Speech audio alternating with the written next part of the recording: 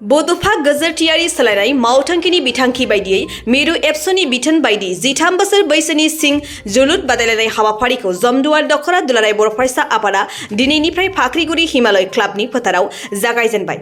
मख'नो गोनांदि बे हाबाफारियाव क'क्राझार जिल्ला एबसुनि आफादगिरि कृपेश दैमारिजों लोगोसे जिल्लानि मोनसे हानजाया बाहागो लाफैयो। कसुगाव एबसुनि आफादगिरिजों लोगोसे मोनसे हानजा बाहागो लाबावो आरो इउपिपिएल लाइमोन गांखं दोलोनि आफादगिरि समनाथ नार्जारी, मथामबिल क्लास्टारनि CRCC नवीन नार्जारी, रायमना गोल्डेन लांगुर इको टुरिज्म ससाइटिनि आफादगिरिजों लोगोसे गाहाय नेहाथारि आरो ओनसोलनि गामिफोरा मेलेमजिबिफोरजों लोगोसे गोबां सुबुंफोरा बे हाबाफारियाव बाहागो लायो।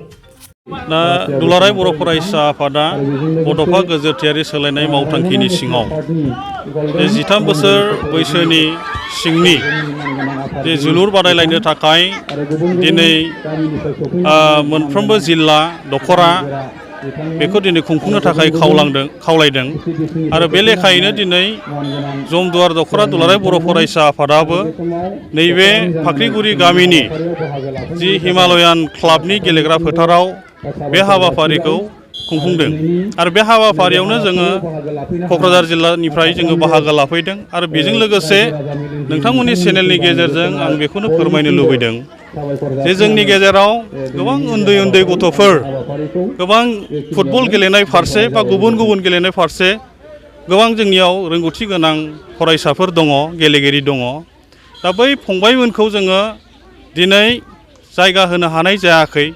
गेलेनायनि थाखाय प्लेटफर्म होनो हानाय जायाखै। दा बेखौ नोजोर बोनानै जोङो मोनफ्रोमबो दख'रायाव जोंनि जे उन्दै उन्दै मोजां मोजां गेलेग्रा जे गेलेगिरिफोरखौ जोङो बे आनसलिक वाइसआव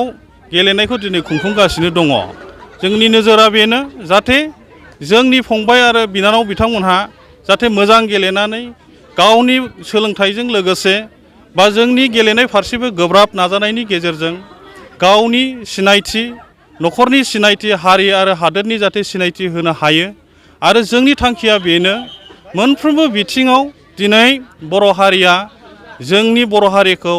बुहुमाव सिनायथि होनायानो जोंनि थांखि आरो जेरैखि जाया बर'खौ गेरेमसा हारि दानायाव मोनफ्रोमबो बिथिङाव जौगाहोनांगौनि थाखाय दिनै दुलाराय बर' फरायसा आफादनि बिथोन बायदियै दिनै जमदुवार दख'रायाबो दिनै नैबे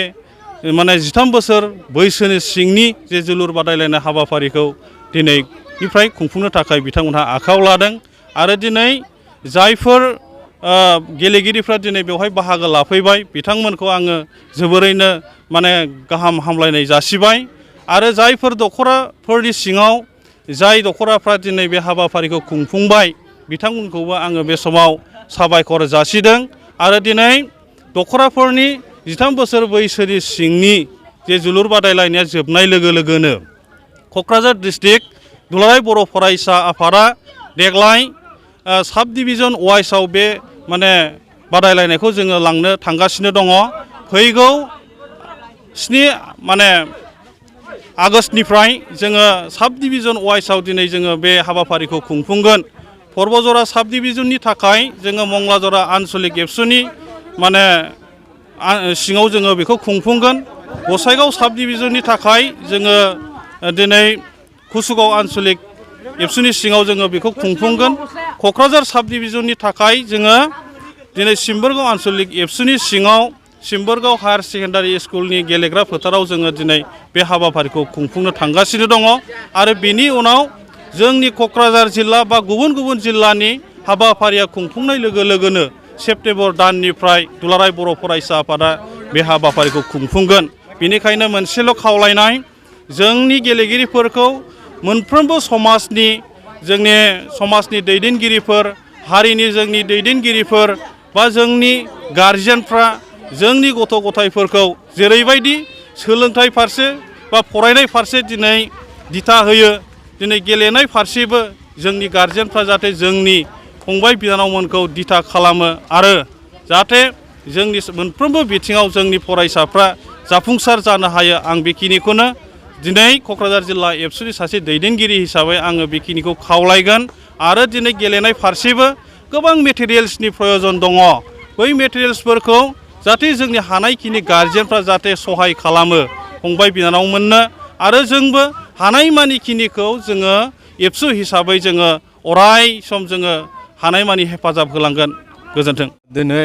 जुमद दख'र दुलाराय बर' फरायसा आफादा बड'फा मिशन फर सास्टेनेबल चेन्ज बे मोनसे टीमखौ लानानै दिनै जोङो लाइमोनफोरखौ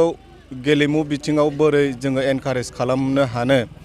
बेखौ नोजोर बोनानै दिनै बेवहाय आन्डार 13नि मोनसे जोलुर बादायलायनाय हाबाफारिखौ बेवहाय खुंफुंदों आरो जोंहा फोथायनाय दङ बे खुंफुंनायनि गेजेरजों जोङो जोंनि ओनसोलनि जे माखासे टेलेन्टेड युथ्सफोर दङ लाइमोनफोर दङ बिथांमोनखौ जोङो स्पर्ट्स फारसे जाहाथे जोङो एनकारेज खालामनो हायो जाहाथे फैबाय थानाय समाव जोङो बिटिआरनिफ्राय बेबायदि मोजां गेलेगिरि बिथांमोनखौ जोङो दिहुननो हायो आरो बे जोंनि थाखाय मोनसे प्लेटफर्म दिनै दुलाराय बर' फरायसा आफादा बे मोनसे प्लेटफर्मखौ होगासिनो दङ जाखांफुनाय लाइमोनफोरनि थाखाय आरो बे प्लेटफर्मखौ लानानैनो बिथांमोना जिबनाव आवगायलांनो हागोन जोंहा बे मोनसे फोथायनाय दङ बिथांमोना बे जोलुर बादायलायनायखौ इन्टार इउनिट लादों बेखौ खुंफुंनायनि उनाव बिथांमोना इन्टार आनसलिक खालामगोन बिनि उनाव इन्टार डिस्ट्रिक्ट जागोन दा बेबादियैनो बेयो फारियैनो थांगोन सब फोथायनाय दङ बेबादि जोङो प्रग्रामफोरखौ बा बेबादि बादायलायनायनि गेजेरजों फैबाय थानाय समाव जोंनि बिटिआर ओनसोलाव जोङो गोबां बेबादि माखासे लाइमोनफोरखौ गेलेनाय बिथिङाव जोङो एनकारेज खालामनो हागोन आरो बिथांमोना जिबनाव जाहाथे साक्सेसफुल जानो हायो जोङो बेखौनो मिजिंथियो। नोंथाङा सरखारि साख्रि नागिरदोंना? नोंथांनि थाखाय मोनसे गोजोनथाव खौरां।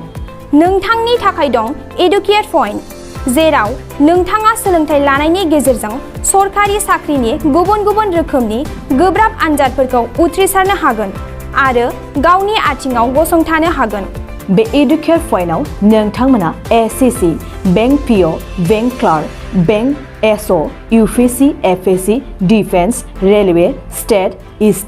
इन्सुरेन्स, एएअ, एडिअ एसिस्टेन्टजों लोगोसे स्टेट लेभेल जब आरो माखासे सरखारि साख्रिनि आनजादाव गोनांथि जानाय आयदाफोराव सोलोंथाइ लानो हागोन।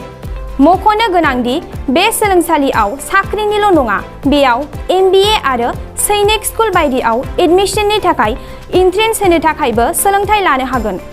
बे सोलोंसालियाव गाहाम थाखो खथानि सुबिदा दं आरो सम मथे नोंथांनि सोलोंथाइखौ बे सोलोंसालियाव होनाय जागोन। बेखौबो मिथिनांगोन दि बे एडुकेट पइन्टआव सोलोंथाइ लानानै बावैसो 2021-22 इं मायथाइनि एसएससि GDनि आनजादाव गासै 11 सा सोलोंसाफोरा उथ्रिसारनो हादों। बारा नङा गासै 15,000 रांजोंनो नोंथाङा बे सोलोंसालियाव 6 दानसिम सोलोंथाइखौ लानो हागोन। बे सोलोंसालिया क'क्राझार, बरपेटा रड, गवालपारा आरो बङाइगावआवबो दं। क'क्राझाराव सोलोंथाइ लानो गोसो गुदुं जानाय सुबुंफोरा 70020263133 9101536360 70020263133 9101536360